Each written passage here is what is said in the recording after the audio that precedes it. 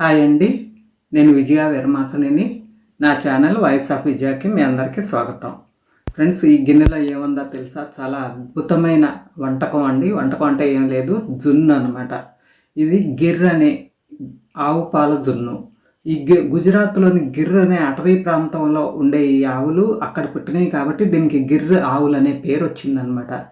దీని జున్ను చాలా చాలా పోషకాలతో కూడిందండి. గిర్ ఆవు పాలలో అసలు పొటాషియం, కాల్షియం, ఫాస్ఫరస్, కొవ్వులు ఎన్నో ఉంటాయంట. ఇది రక్తపోటును అదుపులో ఉంచుతుంది. చాలా తేలిగ్గా అరుగుతుంది అనమాట. జీర్ణక్రియ కూడా చాలా మంచిది. పొట్ట ఆరోగ్యాన్ని కాపాడతాయట. అట్లాగే లాక్టోస్ అసహనం ఉన్నవారికి కూడా ఇది చాలా మంచిదంట. ఎముకలు కండరాలకు కూడా చాలా గ్రేట్గా గిర్ ఆవు పాలలో ఉండే కాల్షియం మాత్రమే కాకుండా ఆరోగ్యపరమైన కొవ్వు కూడా ఎంతో మంచి చేస్తుందట. ఇంత మంచి లక్షణాలు ఉన్న ఈ జున్ను పాలు ఈరోజు మాకెవరో పంపించారండి. సుమారుగా 1/2 లీటర్ ఉంటాయి. ఇవి బాటిల్లో ఉన్నాయి, చూసారా? ఇవే అనమాట. 1/2 లీటర్ జున్ను పాలు, గిర్రు ఆవు పాల జున్ను పాలు 1/2 లీటర్ వచ్చినాయి మా ఇంటికి ఈరోజు. ఇవి మామూలు పాలే. ఇదిగోండి, నేను దీన్ని 2 గ్లాసులు అయినాయి అనమాట. 1/2 లీటర్ గ్లాస్తో 2 గ్లాసులు అయినాయి. 1/2 లీటర్ అని చెప్పాను కదా, అందుకని ఈ గ్లాసులో కొలిసిన తర్వాత ఇవి 1/2 లీటర్ ఉన్నాయని నాకు అనిపించింది. ఇవి 2వ రోజు 3వ రోజు పాలు కాబట్టి దీనిలో విడిగా పాలు పోయాల్సిన అవసరం లేదు.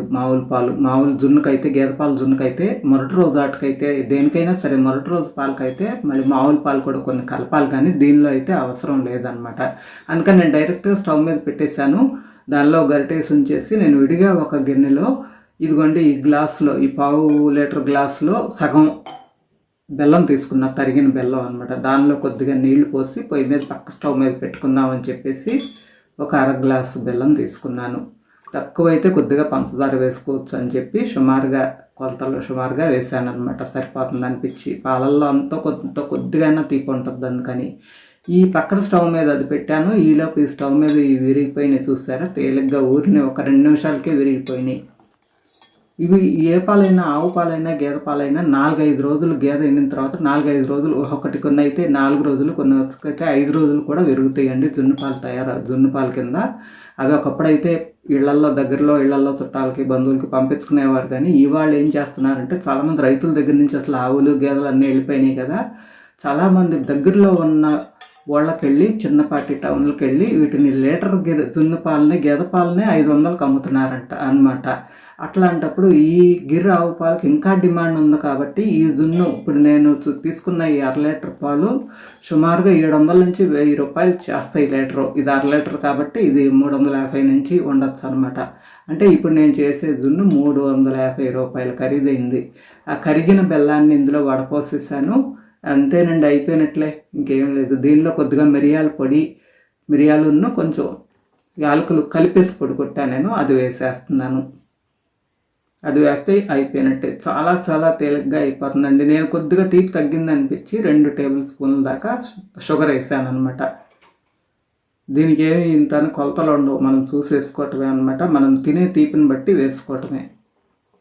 లూజ్గా ఉంటుంది కాబట్టి ఎప్పుడు వేసినా కూడా కలుస్తుంది. ఇదిగోండి, నేను కొద్దిగా మిరియాలు, యాలకులు కూడా కలిపి పొడి చేసేసుకున్నాను. దీన్ని ఇందులో వేసేసిన తర్వాత ఒక్కసారి కలిపేస్తే ఇంకా కొంచెం చిక్కబడిపోయింది, చూసారా? అంటే కొదపలుగా అయింది, చూసారా? ఇది మొదటి రోజు జున్ను అయితే కనుక మామూలు పాలు పోయాలి, గట్టిగా కేక్లాగా ఆవిరి మీద ఉడికించుకుంటాం. ఇదే బాగుంటుంది, ఇదే మంచిది కూడానండి. లూజ్ జున్నే మంచిది అనమాట.